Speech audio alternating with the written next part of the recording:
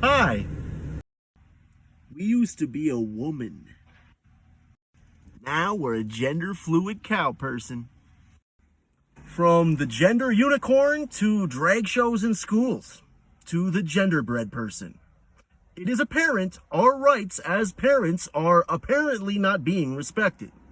Which is why we invite you to come talk about it. Trans parents for transparency. Regular parents as well. In fact, all parents. We believe that as parents, it is our right to know what is being taught through public education. Mr. Speaker, I rise today in support of H.R. 5, the Parents' Bill of Rights. House Republicans made a commitment to America that we would bring up the Parents' Bill of Rights today. We're keeping that promise. The numbers speak for themselves. In the 1 month since the Parents' Bill of Rights was introduced, thousands of parents have signed on to it. This massive surge of support proves that parents want more of a say in their children's education. President Biden's Secretary of Education recently said parents are missing in action. He's just wrong. Parents are more motivated than ever, and they want us to take action. The bill before us today is about every mom, every dad, and most importantly, every student in America. We believe parents should be able to know what your children is learning, know your tax dollars are being spent, and whether your child is safe in school. And that's exactly what the Parents' Bill of Rights does. When we introduced the Parents' Bill of Rights, we numbered it H.R. 5. That's an important reason why. That is the age that children start kindergarten. But also, this bill protects 5 important parental rights. 1, the right to know what's being taught in schools and to see the reading materials. No one is arguing that parents should dictate what is being taught, but parents should be able to see their school's curriculum, publicly know what books are in the library, and get timely notice about any plans to eliminate gifted and talented programs. 2, the right to be heard. When we saw Biden's Justice Department lash out at concerned parents and label them domestic terrorists, parents should be allowed to address school board meetings, have their First Amendment rights respected, and have a say in their children's education. 3rd, the right to see a school's budget and how your tax dollars are being spent. 4, the right to protect your children's privacy. Parents should be able to control how any third party uses their children's personal data.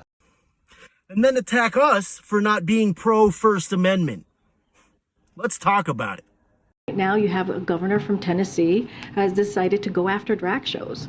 What sense does that make, to go after drag shows? How is that going to help people's lives who are thinking about the economy, who are thinking about making sure their kids are going to be safe when they go to school, or their communities are safe? But that's what he wants to focus on. So it's part of a larger pattern from elected officials who espouse freedom and liberty, but apparently think that freedom of speech only extends to people who agree with them. No. We believe freedom of speech only extends to those of comparable intellectual capacity. In other words, it's not freedom of speech when you're discussing changing to the opposite gender to our 5-year-old girl. It is clear today that the Republican Party is the party of parents.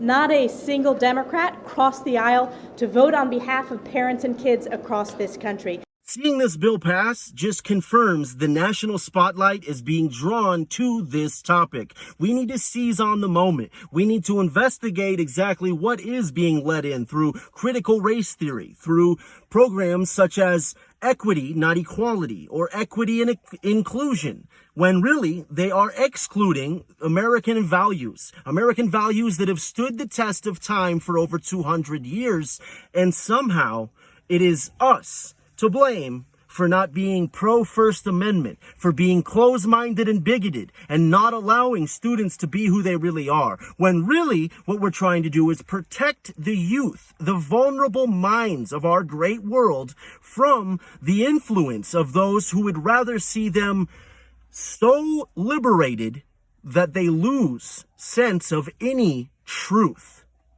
The right to be updated on any violent activity at school. If there is violence at school, parents deserve to know. Mr. Speaker, it doesn't matter the color of your skin, the zip code you live in, or the wealth you have. Once you are a parent, you'll give your life for your child. You have a right to get the basic information about your children's education. And with the Parents' Bill of Rights, you will have that. The Parents' Bill of Rights is an important step towards protecting children and dramatically strengthening the rights of parents. Mr. Speaker, in America, education is the great equalizer. Every child deserves a great education. And we know that if parents are empowered, students will succeed. For that reason, I urge all my colleagues to vote yes on H.R. 5, the Parents' Bill of Rights. And with that, I yield back. On this vote, the yeas are 213, the nays are 208. With that, the bill is passed.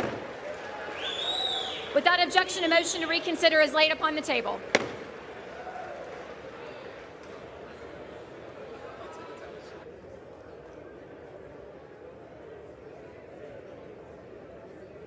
Pursuant to Clause 8 of Rule 20, the unfinished business is the vote on the motion of the gentleman from Wisconsin, Mr. Stile, to suspend the rules and agree to H. Con Res 25, on which the yeas and nays are ordered. The clerk will report the title.